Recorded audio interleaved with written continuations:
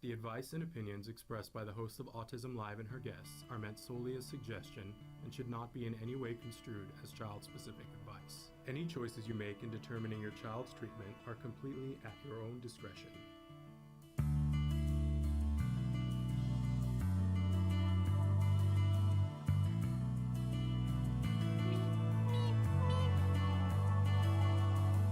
Good morning and welcome to Autism Live.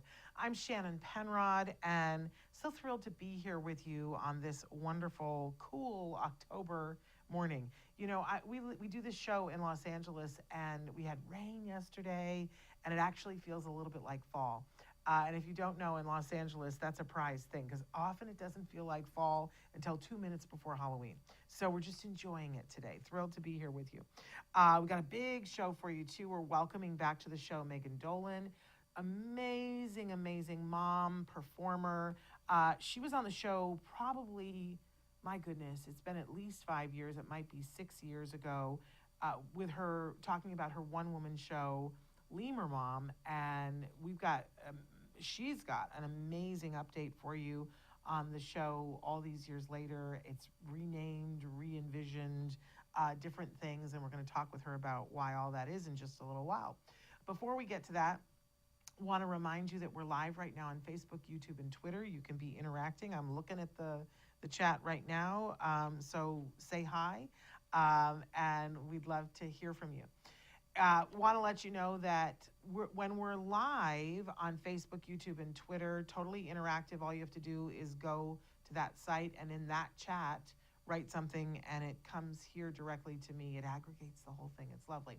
But don't forget that we also podcast this show to wherever you get your podcasts.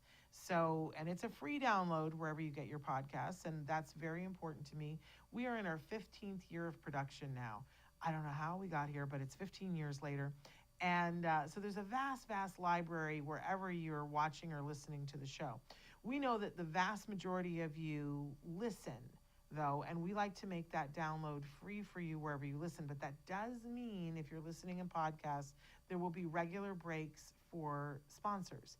And I hope that you go woohoo during the breaks and go, this is, these people are paying for it, so I don't have to. But if that's not your reaction, if you're like, I really just want to hear the content, there is a way to do that. For a very small charge, for $5 a month, you can go to glow.fm/autismlive. Excuse me. So now here's the great thing about this is that for $5 a month, you subscribe to absolutely everything we do at the Autism Network. That means Autism Live. That means Ask Dr. Doreen, and anything that we do, live coverage of red carpets, which this is the time of the year when we do that. It will show up in your inbox ad-free, anything that we put out for that $5 a month, which is amazing. Somebody wrote it, said, hi from Arizona. Fall, really? What's that? I know. It's normally, it's a very funny thing because I'm a big fall person. I love the fall. I grew up in upstate New York and love, the apple cider, going apple picking, the fall leaves, all of that stuff. And it was always funny to me when I moved to California because there are parts of California where you get a little bit of that. And where I lived most of the time, we would get the fall colors at Thanksgiving, not at Halloween. And then the leaves would all fall, and we would get about a month of no leaves on the trees, and then in January they resprout. It's the craziest thing. But there's no place like here in January and February. But I do miss the Northeast during the fall. But I love your little crying emoji, the happy crying emoji. But thanks for writing in. Anyway, so please catch us wherever you can. I hope that you guys use the content in the way that it best suits you. You can go to any one of our sites and you can search topics and see what we have in the library. It's possible that we've already had the guest on that you wanted to see. We might have had them on more than once. Like today's guest, it's been at least 5 years, maybe 6 years. But it's worthwhile to see. I especially love to go back and look at some of the young people on the spectrum. That we were talking to somebody the other day and they asked me if we knew Danny Bowman. And I said, we've been having Danny Bowman on the show since she was 14. And it's just so lovely. when she was not even a college student, then she was a college student, then she was a graduate student, then, the entire time she had her own animation film studio, even when she was 14. When we first interviewed her when she was 14, she had just put out her first 2 children's books that she had illustrated. So this young woman's been moving and shaking forever. But of course now, she's on Love on the Spectrum, and everybody knows who Danny is, which is a very fun thing. But we knew her and to see her grow into the amazing young woman she is now, that's just very gratifying. I love watching the first time we ever had Kobe Bird on, and I remember he sat there and he said, I really want to be an actor. I want to be a full-time actor. And he was taking an acting class. And I was like, well, God bless you, sweetheart. And now, he just finished being on The Pit. So, it's, and doing, what was it, 3 seasons. It was like 5 years of being on Lock and Key. So, and shows before that, The Good Doctor and Speechless, moving and shaking. These kids just wipe me out with pride in who they are. Anyway, we're here and there's a library. Go use what you need and leave everything else behind. If it's not for you, if the guest is not for you, move on to the next thing, but it's there for you. Okay. Also want to talk about a couple of things, but we're going to get to the jargon of the day because this is sort of important.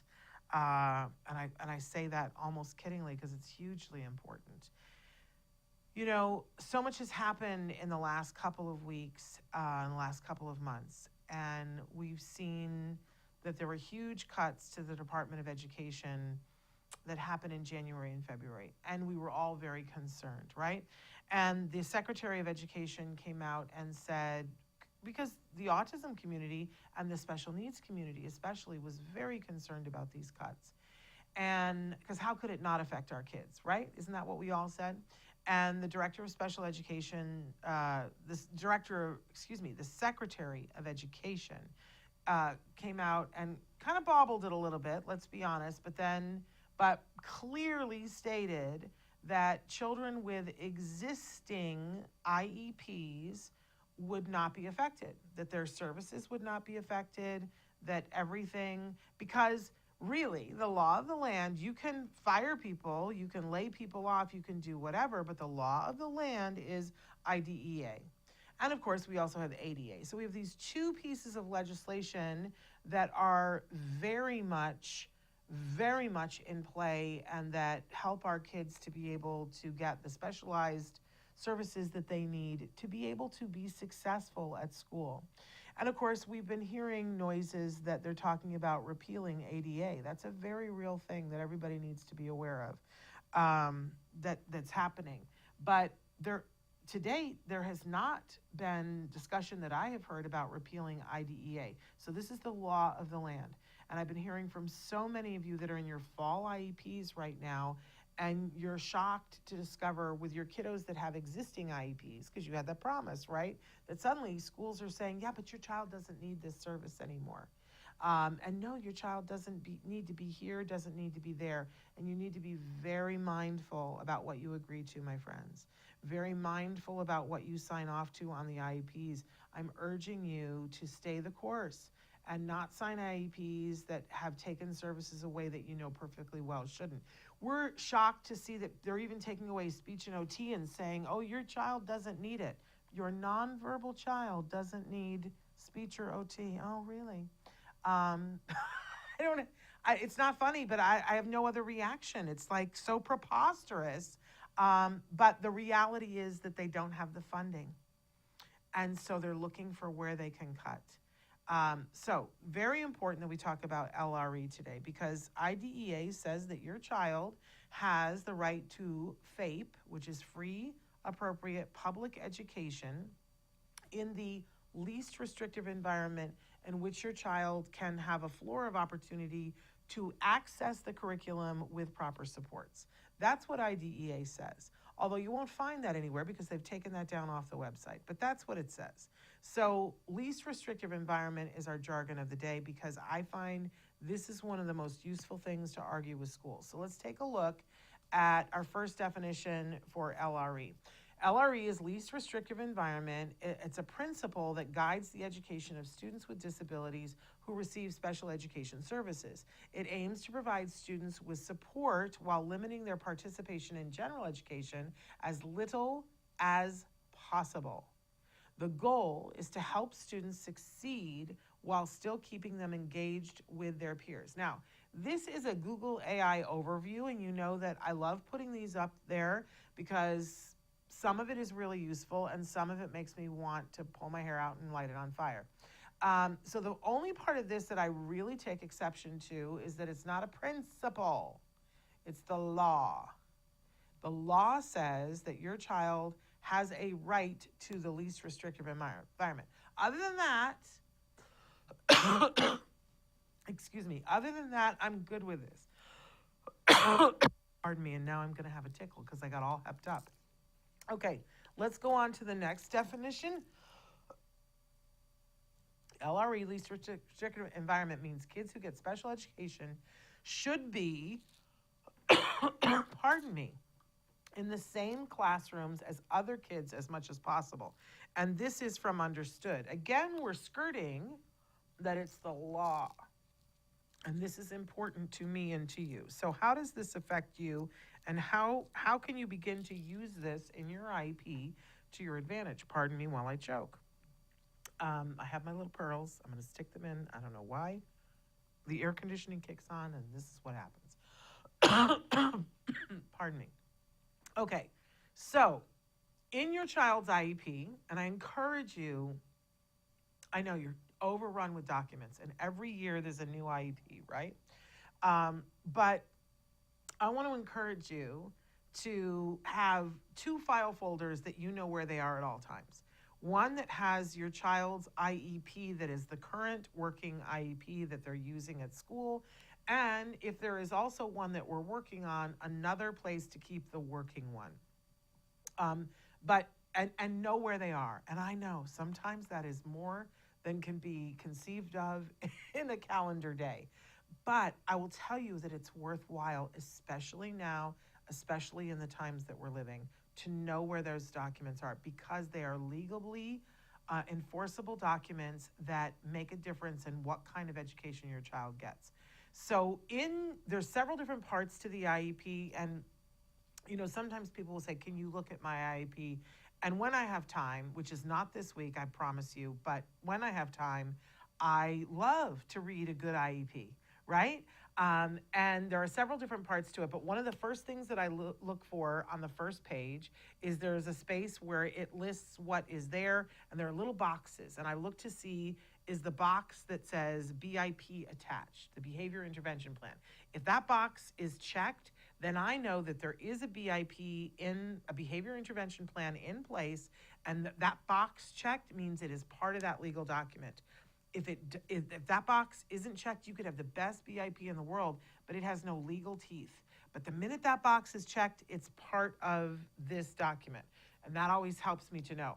But then the next thing I look for, you guys, is I will flip past all the pages with all the reports, all the, goals, all the different things, until I can find the LRE page. And it's usually at least 20 pages back. I'll be honest with you, it's like hidden in the mishmash, but it's one of the most important pages in your IEP, because there will be all the things that the school says about your child, about how great they're doing and they're meeting their goals and they're doing all kinds of fabulous things, right? But when you get to the LRE page, they have to explain what the rationale was for why your child cannot be in a regular classroom with a one-to-one aide. You heard me correctly. They're going to explain all the reasons why, even if they gave you a one-to-one aide, why your child would not be successful. And schools are not savvy about this page. So they will say one thing on the first 28 pages, and you turn to the LRE page and it says something completely different. And this is where you hoist them on their own petard. Because they will say something like, the child cannot be successful in this environment because they require one-to-one support in order to be successful, which then you go back to the law and you say, but you're saying with support, they would be able to be successful in the mainstream classroom. Now, I do want to say that being in a mainstream classroom, as a former school teacher, that was always my goal. I was like, all of our kids have the right. It says so in the law. And then I had the fabulous Mike Dorsey, who is one of the world's experts on inclusion. And he came on the show, and I don't know whether he said it on the live show or said it to me off camera, but he said the problem, Shannon, is that most schools don't really know how to do inclusion well. And you have to take that into consideration. So I always like to say to parents, what is it that you want? What kind of setting do you want? And some parents are like, we want to be in a mainstream classroom. And, it's your child's right with the right support. There are cases to be made for it isn't the right placement. But I find that a lot of times schools are rushing our kids to be mainstreamed with no support whatsoever. I have been appalled this fall to hear about 4-year-olds starting school mainstreamed with no support who are nonverbal. It's unthinkable to me. And I'm just urging all of you as parents to really stop for a minute, consider what your child needs, what you want, what's important to you. It is the wrong placement for some kids to be in a special day class. It just is. It is the wrong placement for them. And if they would do better in a gen ed class, but they would need a ton of support to make it happen, the law says you're entitled to it. Whatever support they would need to be included in a gen ed classroom. That's what LRE is. So find that page, read it, see what it says, but then compare that to all the things that they've said about your child before. Really important. And I find that when you go into the IEP and have that understanding of the two different things that they're saying, you'll frequently get what your child needs because you point out where they've contradicted themselves. A very, very powerful thing. Okay, LRE, I could talk about it forever because it's frustrating as a teacher, right? And I know a lot of friends that are teachers that are writing to me and saying things are so terrible. A friend who has been working as a classroom teacher for over 30 years who told me in light of everything that happened the other day, she put in for retirement for January 1. And I can't believe that she's the only one. We're losing them because we're not giving them the tools. But one of the things we can do as parents is fight. Fight for your child. The teachers appreciate that when you do. They really, truly do. Okay, so having talked about all that, let's shift gears a little bit because we've got a great guest for you. We've got a mom that I met probably 6.5 years ago. She's an actress, a writer, a performer. I met her when she was doing her one-woman show, The Lemur Mom. And my son and I went to see it. It is just so delightful. She's an amazing performer. And then, of course, things went crazy with the world and we weren't doing live performances for a while. And I was so excited to see that not only is she doing her show again, but it's gone through some transitions because, life keeps moving. And as a mom, I think she's got some new things to say. So we're welcoming back to the show, Megan. Okay, we're not yet. Oh, I forgot. I'm supposed to be doing, thank you. I'm completely off to sea here. We have a special event that's coming up in a little bit more than a week. I'm going to get my brain in gear here. So we've got the All Ghouls Gala coming up. And before we talk to Megan Dolan, have I had a stroke? What is wrong with me? It's warm in here. I think that's part of my problem. Having a hot flash, just keeping it real. So we've got this event coming up. It's called the All Ghouls Gala. It's to benefit Autism Care Today. For all of you that are out there, that there's something your child needs to be successful. We just talked about the supports at school. Maybe your child needs an iPad to be able to communicate. Maybe they need a computer to be able to do all the amazing art that they're doing that's digital art. Maybe they need a support dog. This is a wonderful charity that it's designed so that parents and families get to ask for, and individuals on the spectrum as well, can ask for what they need, up to $5,000. And then they, will pick which grants that they're going to fund. They never have enough money to fund even a third of the requests that come in. So it's all about fundraising. And our biggest fundraiser of the year is coming up, the All Ghouls Gala. Maybe that's why I'm a little tired. We've been working hard on the All Ghouls Gala and the toy guide. So it's next Saturday, the 25th. And we want to show you a little bit of a promo and encourage you to get tickets. If you can't be in Los Angeles for it, there is a place on the website where you can purchase a ticket or make a donation towards a ticket for someone on the spectrum. So check that out, act-today.org, and click on the All Ghouls Gala button or go all-ghouls.gala. All right, but take a look at this amazing party. 1 in 31 children in America have an autism spectrum disorder diagnosis. Early and intense therapies have been proven to be effective, yet most children go without due to financial restraints. Autism Care Today fills a necessary gap by providing assistance for these children today to ensure they have a better tomorrow. Since 2005, Autism Care Today has distributed more than $2 million in grants to families with autism. Areas of support include co-pays for necessary therapies, biomedical testing, assistive technologies such as an iPad, safety equipment such as fencing, social skills groups, and many more. This year, ACT Today's annual fundraising event, All Ghouls Gala, will take place on the 25th of October in Woodland Hills. There will be food, drinks, dancing, and a silent auction. Don't miss out on this opportunity to support a wonderful organization. Scan the QR code to get tickets to the All Ghouls Gala and join us in making a difference in the life of a child with autism. So check that out, you guys. It's for such a good cause, but it really, if for anybody who's ever been to the party, they will tell you it's the party that you would walk on hot glass to get to. This year we're honoring the amazing Chelsea Darnell.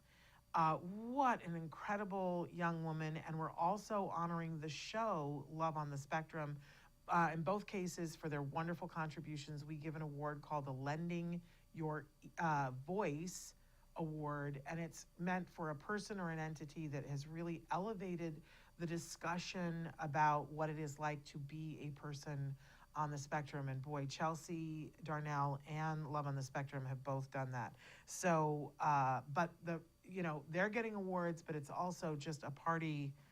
We've had people say, it is what we all dreamt a Hollywood party would be when we were little kids. That it's that kind of a party, that there's celebrities and influencers there and everybody's in costume and it's dancing and it's fun and it's just a beautiful setting.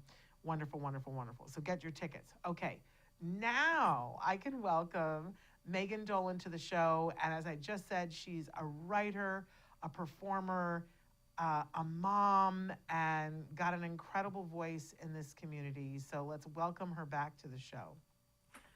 Hi, Shannon. It's so good to see you again. How long has it been? Well, okay, it's 2025. I was so glad you mentioned hot flashes because I'm not getting those yet, but the brain fog is really real. But yes, so it is, as I just demonstrated. So it's 2025 now, and I know I came on your show in 2019. Okay. So yeah, that's 6 years, right? That's crazy. And a lot of water has gone underneath the bridge since then. And I know we're going to backtrack in a second, but I mentioned that you were doing a show called The Lemur Mom, but now the name has changed of the show, and it's called Not the Right Mom. That's right. Yes. Yes. That raises my temperature because it just does, Megan, because, and maybe that's what it's supposed to do, because I'm like, nuh-uh, you are the right mom. I'm already arguing it after just hearing it. So, and you're doing performances again, and I want to make sure that people know that. Where can they go to find out more information about where you're performing and when you're performing before we talk about all the things, and then we'll tell it again? Okay. Nottherightmom.com is my website. And that has all the information for upcoming shows.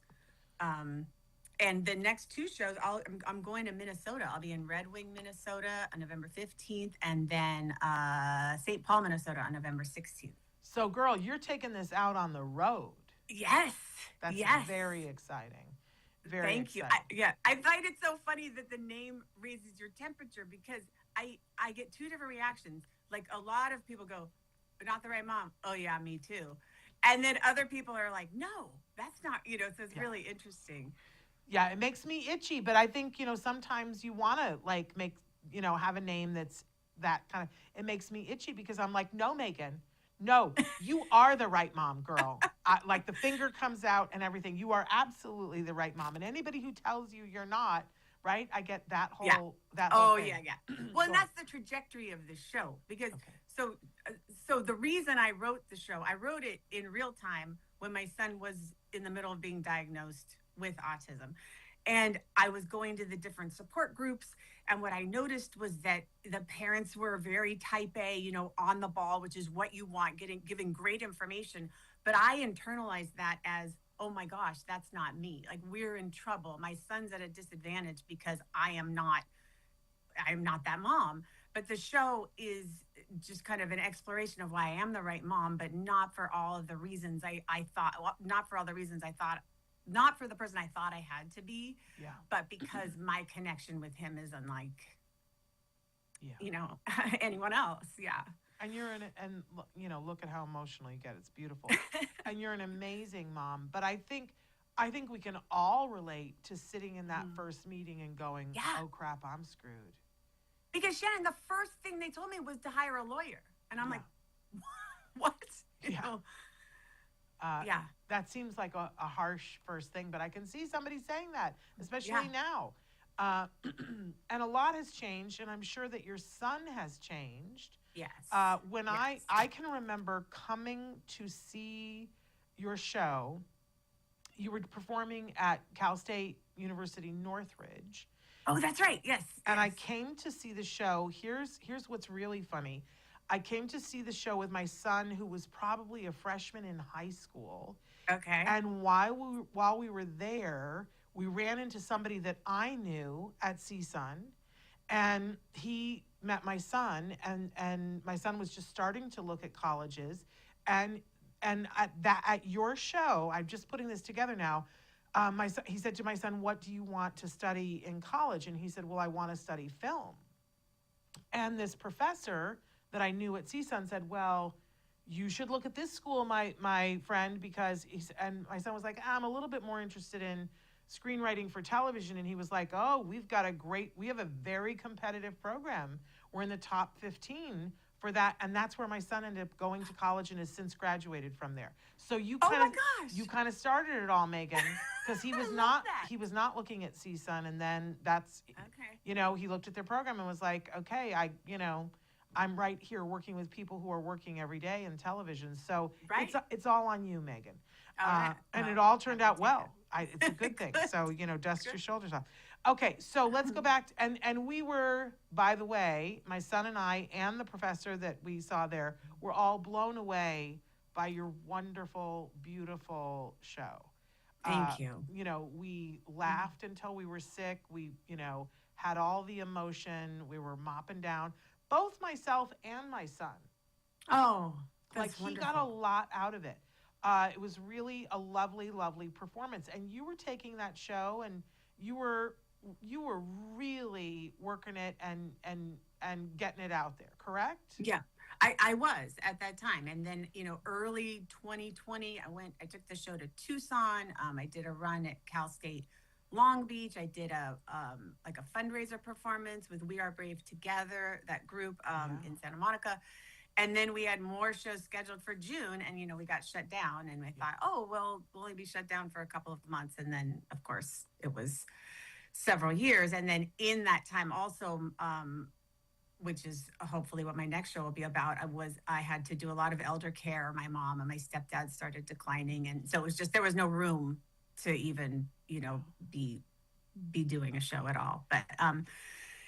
But coming out of the pandemic, all I knew is that I needed to do it at least one more time. I couldn't just let it go. And so that kind of started this new trajectory. And so tell us a little bit about what was the transition that made you change the name? Because that's a big deal. Yes, it's a very big deal. So I performed the show. It was April 2024 at the Curtis Theater in Brea under their Amplify series, which is they try to promote marginalized voices. And so you submit for this program, and I got accepted. And so I got to do the show. And Shannon, it was the first time doing the show at a theater with a subscriber base where it wasn't mostly people who knew me or people who knew me who brought people. It was like people that did not know me at all. And what was so exciting was the response I got, and they all wanted to know when I was doing it again. Because what I find when I do the show is people will say, oh, my aunt needs to see this, or my cousin needs to see this.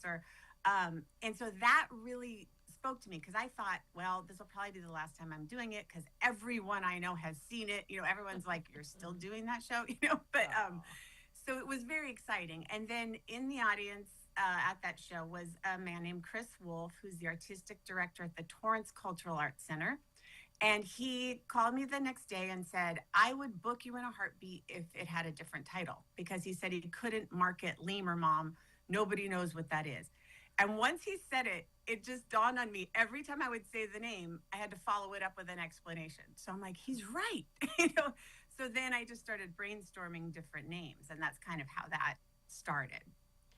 Well, I also wonder, because it was a subscriber base, there were probably people who are not part of the autism community.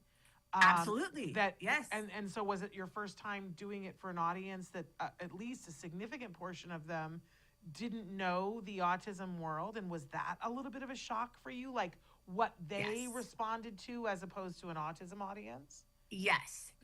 And that was really exciting, realizing that it's kind of a demographic defying show, because the message really is that, when you're thrown into a situation and the stakes are really high and you're saying, I'm not the right person to handle this, and you have to handle it anyway. And I think everyone can relate to that.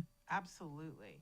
It had to have been so exciting to do that show, and then to get that affirmation the next day of somebody calling and saying, hey, I really respond to this. But then you got to change the name. So, yes. So, and then you really have to change everything, because you had social media and websites and things, and now you got to retool the whole thing. Did it also make you, at that point, because your son was a little bit older, were you adding new material too?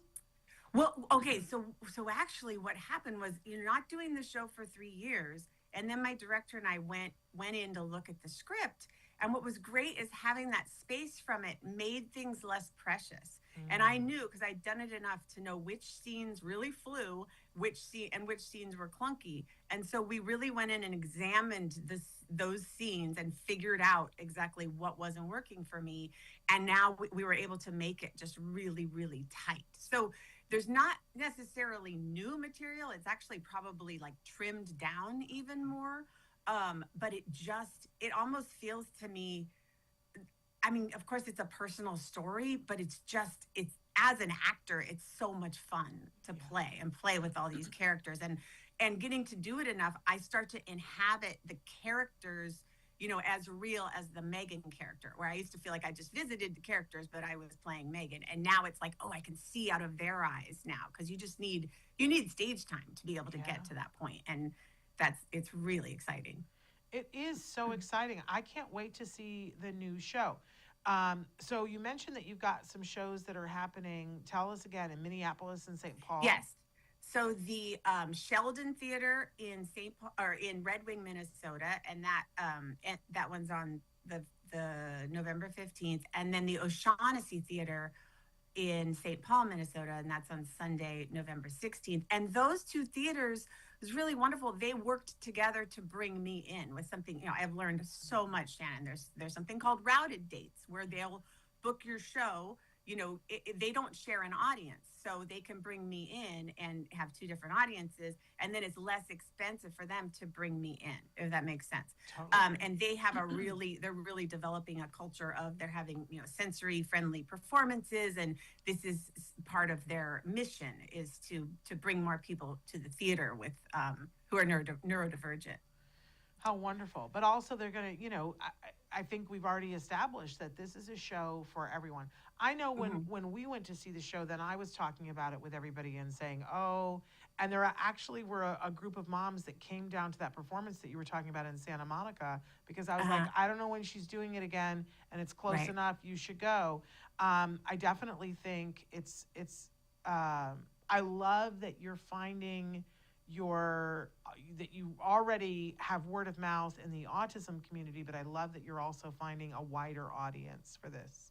And so then I think your goal is now to really double down and take this pretty much everywhere, right? Yeah, so I discovered the Performing Arts Center world, which has these conferences. So I've been going to conferences. You can kind of see the banner that I have Very behind me, and I have a little table. And what you'll do is you'll do a 15-minute showcase for all of these presenters who book these performing arts centers. And so that's how I've gotten these bookings. So in March, I'll be in Tacoma, and then in April, I'll be at Torrance, Rancho Cucamonga, and in Poway Performing Arts Center. So there are some local shows coming up in the spring. All right. Well, don't let it go off my radar, because the Center for Autism and Related Disorders has a center that's really close to Poway. Remind me, and I'll send a flyer to everybody so that they know about that. Because it's a great show, Megan. And how wonderful that you're finding the way to do this and already thinking about your next show. Yes. It's just really hard to promote one show and write the next one. I'm finding that I maybe I would like to have a team helping me, but I don't currently have that. It's just me. Let's speak that into the universe.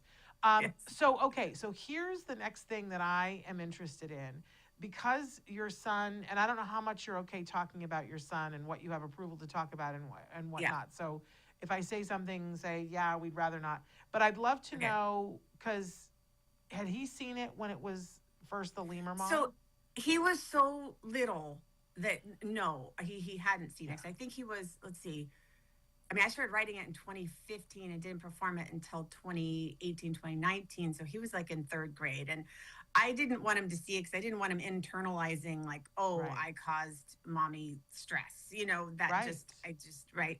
So, but it was just something I had to do, because I really feel strongly that it's my story, and so, no, he didn't see it. And then, through the pandemic, and we decided to do it again. And then by that time, he was in the 6th grade, I want to say. And we had a video of the show. So we sat down with my daughter, who's 2 years younger than him. So he was in 6th and she was in 4th grade. And we watched the video. And it was so funny, because he'd be watching it, and then he'd kind of look at me and go like, it didn't happen exactly like that. I'm like, creative license. Like, you need an arc, anyway. Yeah. And he gave me permission to do it, but he had one request, which was completely valid. He said he wanted me to change the names, because I had just been lazy and used all our real names. Okay. So because it had been 3 years, it was easier for me to rememorize it with different names. So my name is the same, but everyone else's name is different. I love that. And I love that that's what he asked for, and that you honored that. So has he seen the new show then? He does not have the desire to see it in the theater, and I respect that 100%. Yeah. Wonderful. Well, and as is his right. I think a lot of kids, it's funny when I hear, big time celebrities talk about the fact that their children have never seen their movies, and then when they do get to see them, that the kids are like, it's just so weird. Yeah, I know. I hear that a lot too, and that makes sense to me. It's like, you don't really want to see. You're not that interested. Right. and it's Yeah. just it's sort of bizarre. Yeah. But I love that you guys have had the conversation.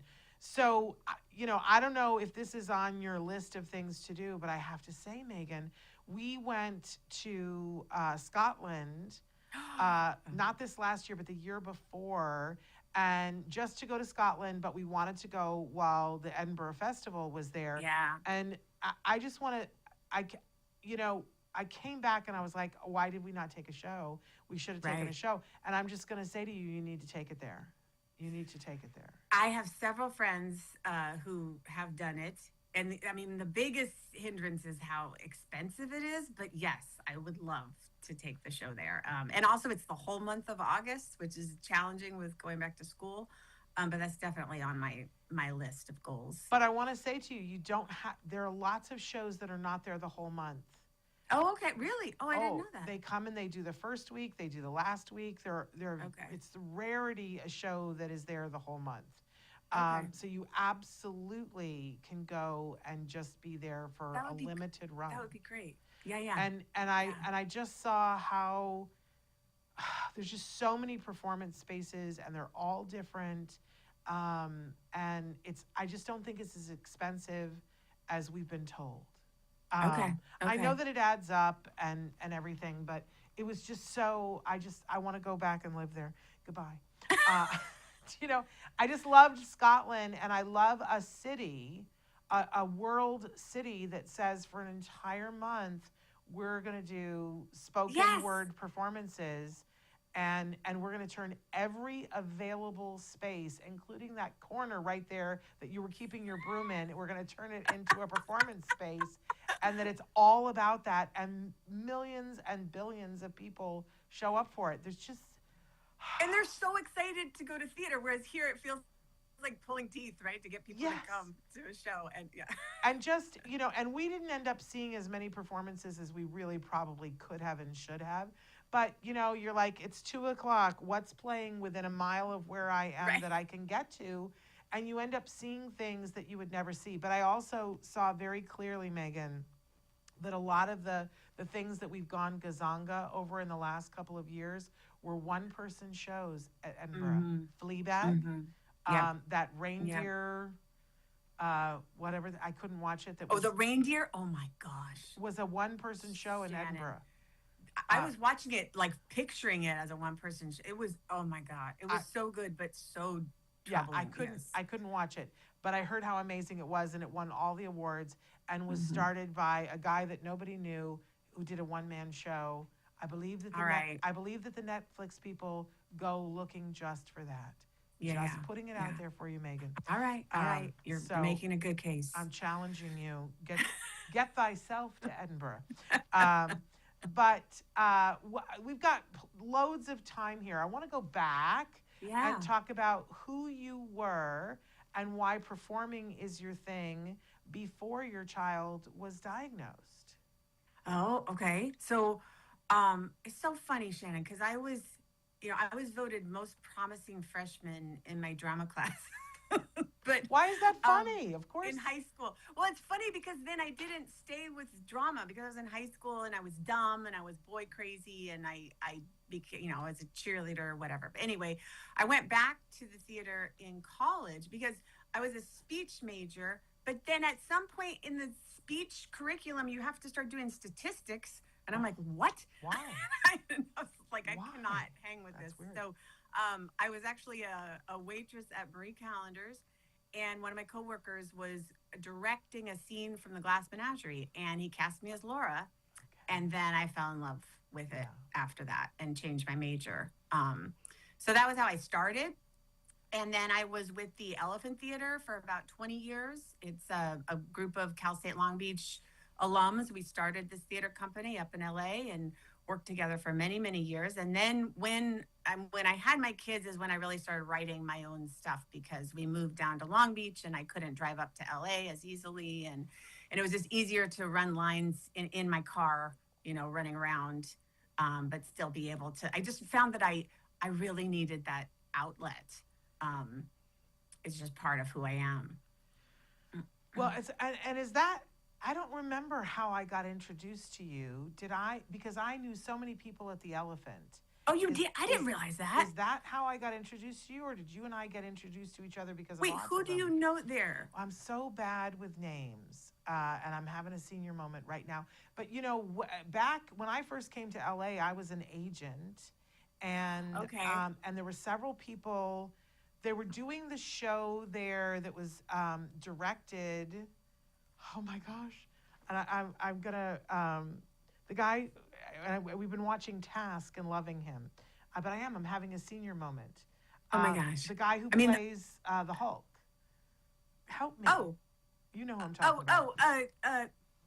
okay. Ruffalo, Mark Ruffalo. Thank Mark you, Ruffalo, Chris. yes, Mark yes. Ruffalo. So he had directed a show at the Elephant, and that was written by Tim McNeil. Tim McNeil.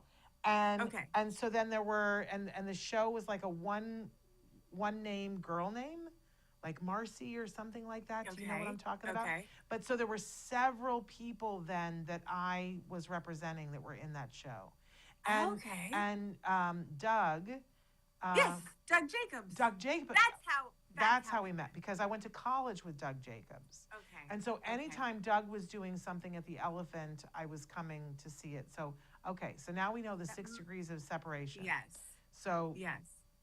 and Doug, who I love, He's the best. he's so wonderful and so talented. And he's doing amazing stuff. I've seen some of the interviews that he's doing. Is really good stuff. But that's okay. That's probably how we met, was through Doug. That's a very funny thing. Okay. Yeah. But I loved the stuff that the Elephant was doing. Oh my goodness. They were just doing amazing work. But then at some point you have children. Right. Right. Yeah.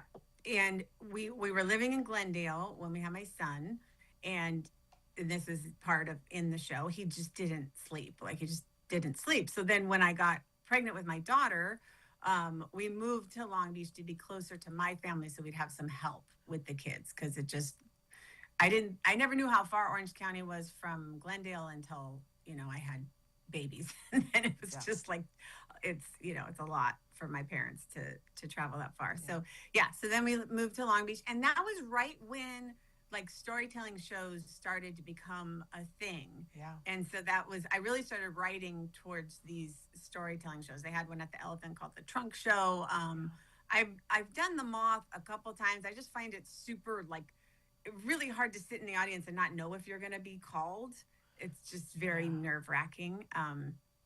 And to be out, late on a school night is something that's difficult for me too. So I don't think I realized that for the Moth, you don't know if you're going to get up.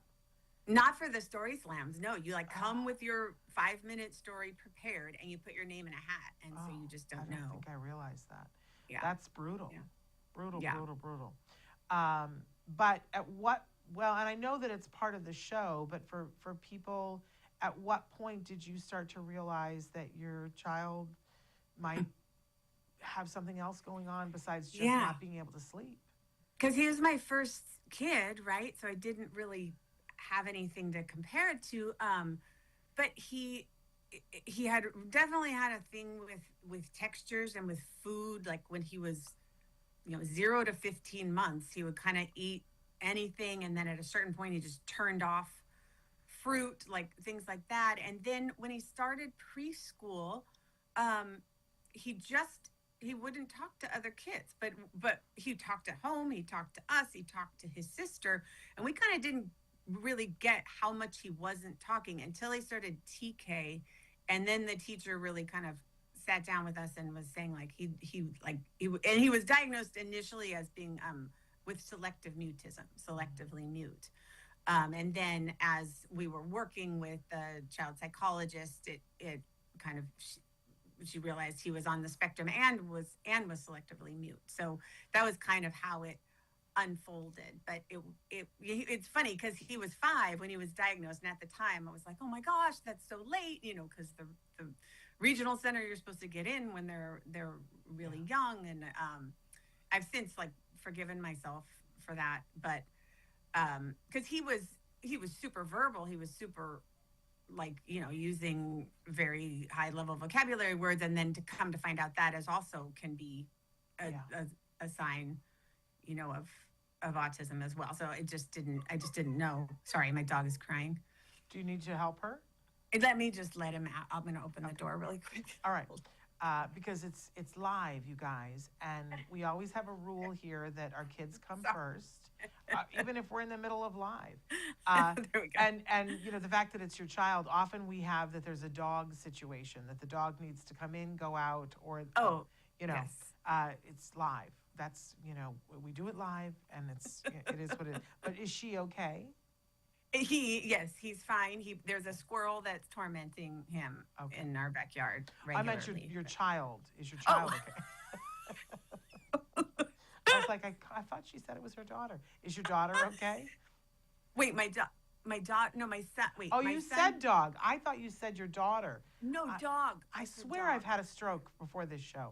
I don't know what I am just lights on, nobody home. Okay. Well, it's funny because my daughter's homesick with a sore throat, and I'm like, did I tell you that? No, No. you didn't tell me that. I thought you said your daughter was crying, not your dog is crying. That's why I was like, we put the And children I'm letting first. my daughter Megan. out to chase a squirrel. All right, live. Okay. In any case, so for a lot of parents that are hearing this, we talk all the time. It's so overused, this idea of a spectrum, that there are Right. people all over this spectrum. Yes. And, and I will say that more and more, as it should be, people are talking about profound autism and the parents who have kids that, are so impacted that it's every minute of every day. Mm-hmm. And I feel like we needed to talk about those parents, but sometimes I feel sometimes that people think that the high functioning, and I hate that term. Mm-hmm. I don't use that term, which is why I'm putting the quotes. When people have a child like yours who is able to speak at home, Mm-hmm. it kind of gets poo-pooed a little bit. And Yeah. yet sometimes the challenges that you have are on par with Right. some of the other challenges, because sometimes the level of anxiety or Yes. sensory issues are Yes. absolutely debilitating Yes. in this category. And I'm always like, can we not compare, because Yes. it's still hard. It's still really hard. And I get it that it's very easy to look and go, but your child is speaking. But it Right. isn't everything. I know that you guys, and it's in the show, some of the challenges that you guys have had. Do you feel that sometimes people automatically discriminate against the type of autism that your child has? Well, I think the thing I experience more is just, being, because we were looking for any opportunity to kind of have him be around kids. And so we joined Cub Scouts, and it was that thing of being in this environment and him having a lot of limitations and feeling, I could have been inventing some of it, but feeling the judgment from other parents, going on a camping trip, and it's like, oh, we had to have special things for him to eat, things like that. Those were the things that really affected my nervous system, and I would be trying to make everything okay for everyone, but what I've found, what's wonderful now too, is doing the show, and my son is now almost 16. So kind of knowing how things work out, at least up until this point, and knowing that it took us many years, but we found our people. We found the families and friends who just love us and accept us, and they don't have any hangups about what he needs to eat for dinner, which is so wonderful. It's wonderful, but isn't it sad that everybody isn't that way? Yeah. Like, why? Why you got to judge? Right. We're getting ready for Thanksgiving, and I'm already hearing from parents who are so stressed about, Yes. We really want to go be with the family for Thanksgiving, but we know that Aunt Barb is going to have so much to say. And I just want to find Aunt Barb and take her aside and go, why? Why, Aunt Barb? Why do you have things why do you care what he eats and doesn't eat? Why don't you worry about what's on your plate, Aunt Barb? Which is sort of a metaphor for everything in life. Why you got to Yeah. be worried about that? Right. But I'm so glad that you found your people, Yeah. that Yeah. he can be who he is and you can be Yeah. who you are. And Yeah. that's the I mean, best I'll never feeling. forget, Shannon, the first time he was going to eat dinner over at our friend's house, and the dad, he was so sweet, like invited him over, and I just looked at him. I was like really, like, do you, you know? And it's like I felt like I had to give him the whole spiel of like what he'll eat and what he won't eat, and like he's like, okay, like we just want to have him over for dinner. It was Yeah. just the most, I don't know, just the most generous, and I'm sure to him it was just no big deal, but it just meant the world to me. But isn't that special? The people that is no big deal to. Yeah. Yeah. Because we've all met the person that it's, well, why can't they just do this? Right. Right. Yeah. Yeah. But I Yeah. think we're finding out that for those people, their rigidity is the thing that needs to be Right. diagnosed. That's what my therapist always talks about, is like some people respond to stress with rigidity and some with chaos, and Yeah. it's like trying to have those people work together is very challenging. Yeah. But just the judgment piece Yeah. of the Yeah. judging your parenting and why does your child need to have this and why can't you just make that work? Yes. Um, Right. It's so Right. stressful. Mm-hmm. But do you feel like at this point that you've come into yourself as a mom and that you have accepted that you are the right mom? Um, most of the, I want to say most of the time, and then I'm even stopping myself. I hear you stopping yourself. I hear that. Well, because we're in that time period, Shannon, where he's a sophomore in high school, and it's that thing of like, where does he want to go to college? Where does he see himself? And he doesn't know. And so, like, anyway, it's all of those things that are kind of playing on me right now. But yes, I do think I am the right mom for my son. And he had a real rough start this year. I think it was because he went into ninth grade and it was pretty seamless. But I think going back in 10th grade, he knew what the workload was, and he was just having a really hard time entering back into that. But what was wonderful is we had so many things in place. We had a therapist in place and this wonderful school where he is, it's a math science academy, and it's very small. And they worked with us, and everybody worked together to figure out a schedule that would work for my son, you know? And I was just so grateful because I thought I was going to have to fight. And I didn't. That's lovely. And I kind of stopped, for a second. I was like, oh my gosh, like we have these things in place. We thought carefully about where he was going to go to school, giving myself a little bit of a pat on the back for how about a put these big things pat in on the back? Yeah. No, I mean, and I have just lived through all of that. Yeah. I mean, I think I really was almost exactly at that point when we first met. And now, completely graduated from college, I can tell you it flies by. And that my experience of it is just when you think, it's like, okay, we've crested that, there's a new mountain to climb. Yeah. Yeah. And it's like, and I still bring to it like, oh my gosh, how are we going to do this? But the truth of the matter is that I'm out of the picture now, Megan. It's now, how is he going to do that? Because he keeps showing us. So anyway, I'm here for you if at any point you're like, because people were there for me. But it's a very fun ride. And celebrate all the things to celebrate. Is one of my big pieces of advice. When my son, we didn't know if we were going to get high school graduation because he graduated on literally the first day in Los Angeles that people could gather again. Oh my gosh. So it was really biting the nails. Are we going to get a graduation ceremony? And then when he was graduating from college, which is an extremely expensive thing, I remember my husband was like, well, surely we don't need to do all this. And I was like, oh yeah, no, we're doing it all. Yeah. We're doing it all because we're only doing this once. That's right. But, now we're already talking about grad school. So, but it's all good, Megan. It's all going to be fine. And I think that the older our kids get, the more that other people get them. I do too. Yes. And it's like, he's not defined by autism. He's just uniquely him. And there's things he struggles with, and there's things that he absolutely excels at. I mean, my son, he wants to take AP calculus, and I'm like, Of course what? he does. Of course he does. See, so he's going to be in charge of that now, of telling you what he Yes. can do. Yeah. And some of it is you just Yeah. sit and marvel. Yes. And- And some of it is me backing off a little bit, Oh, you know? we just were talking about that yesterday. How about you got to slowly take your hands off the clay? Yes. Because it's their thing now. Mhm. Yeah. Well, you're doing an amazing job. I can't wait to see the new show.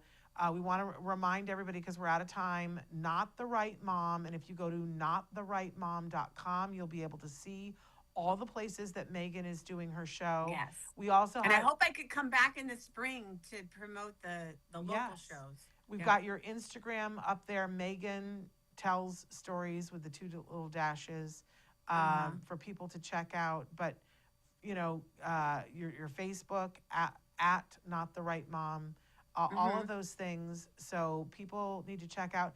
It's a great night out, whether it's a group of Yes. moms or you take, you as a couple, you go out, but it's a great night out. Will spark lots of conversation. You will laugh. You will need a hanky. Get over yourselves. That's good for you. And one of the best compliments I got was this kid, and he was, he was like 20, and he's like, I was an IEP kid, and I never thought about what my mom was going through. There And you go. seeing this gave me a new perspective. And I That's was like, awesome. that is so cool. That is Yes. awesome. Well, keep doing what you're doing, Megan, and keep in Okay. contact with us. Great to see you again, and give our love to your whole family. I will. You too, Shannon. Thank you so much. All right, take care. Okay. Bye-bye. Bye. Hey, you guys, we're going to be back on Tuesday with Dr. Grampy Shea for Ask Dr. Doreen. And then we've got a show coming up for you next Wednesday talking about diet, what the different diets are, what you might be interested in, what are some things to know in 2025, because we know more now than we've ever known before. So we'll be talking about that next Wednesday, a week from today. And don't forget, get your tickets to the All Ghouls Gala. And if you can't make it to Los Angeles to come to this amazing party, then I encourage you to make a donation of any size. That will help a person on the spectrum to come to the event, but also it will help to fund a grant for a family or a person to be able to buy whatever it is that they're requesting. So check that out. All right, you guys, until next week, we're giving a hug to you and one for your kiddos too. Bye-bye for now.